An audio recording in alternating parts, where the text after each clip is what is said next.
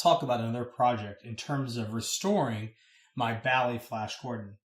Now, here's our Backbox insert board. You can see this board has seen some things. The first thing you notice here is it's extremely rough. It's lost a lot of its original white paint. It's not even really white anymore. And you can see it's just generally kind of suffered a little bit of a state of depression, I think. So what I want to do here is go through my method on how I do it about restoring these.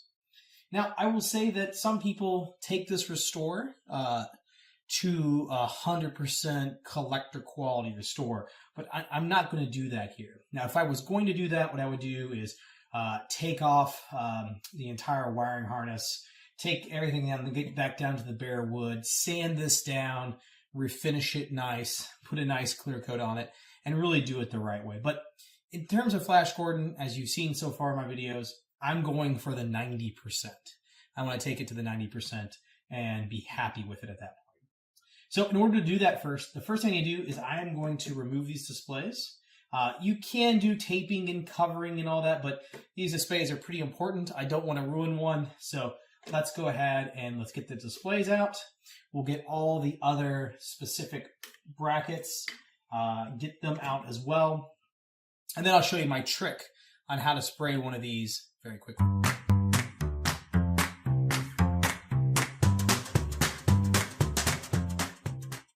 Now that I have the Backbox insert board stripped, there's a couple different things I like to do. So the first thing I like to do, use a little bit of purple power and just go through and really what I want to do is just get any of the heavy dirt off the board. I'm not even really looking to clean it per se, but just kind of get some of the high things off the board, just so when I go to spray it, I'm not completely spraying over something that may smudge later.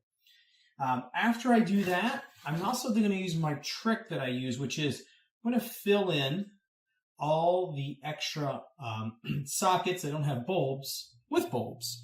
In fact, I keep in my parts bin a whole bin of bulbs, incandescent bulbs that no longer work.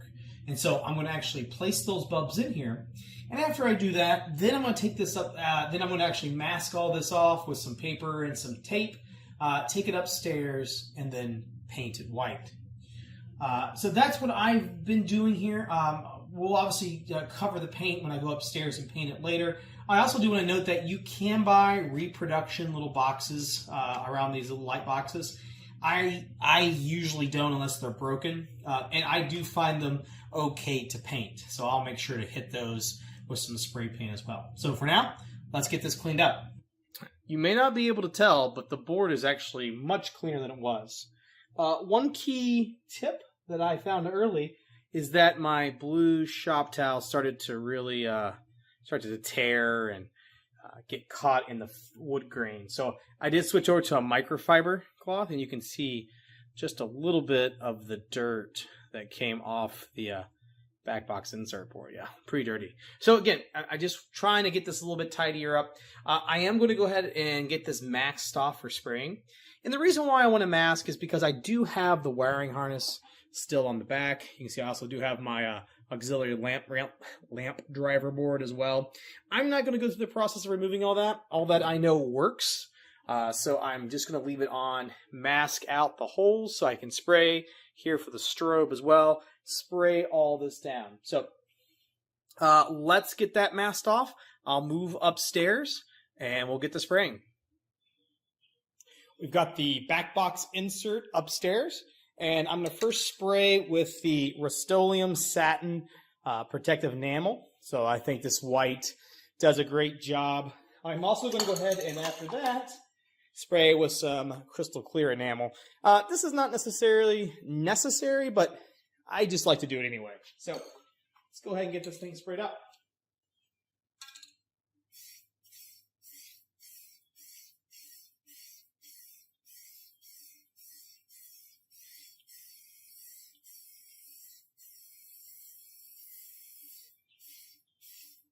And it immediately starts raining as I start to spray. Fantastic.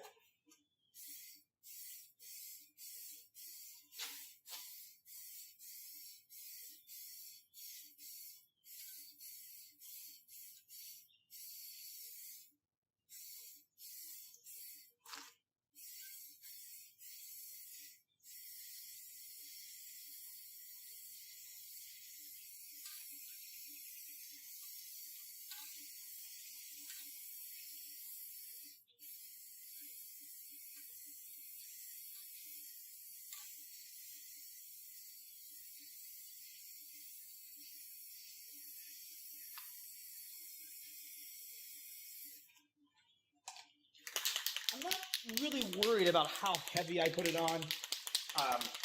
No one's ever going to see this.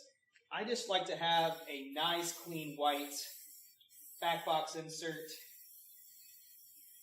just for the reflection of the back glass.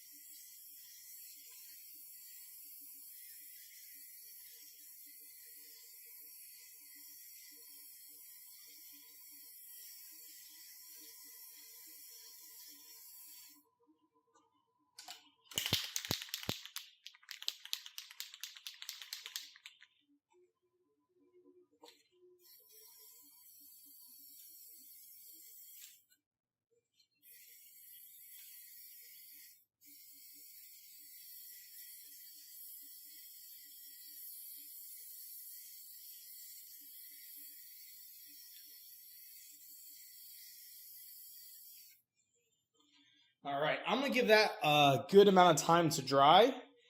While that's drying, I think my can's a little stopped up. It's not coming out very great, but let this dry. I'm going to probably give it another coat before I put the clear on. And let's go ahead and see it here in a very quick motion when it's done and dry. So I've put down 3 coats of spray paint here, including the clear, and now I'm pretty happy with the results. Again, I'm not necessarily going for the best in the world. As you saw it earlier in the video, it looked kind of crappy, and now it looks a whole lot less crappy. So now what I need to do, besides just reassembly, is I'm going to go ahead and remove all of the old bulbs. Now, I would say is that you can keep these bulbs just for a respray opportunity in the future.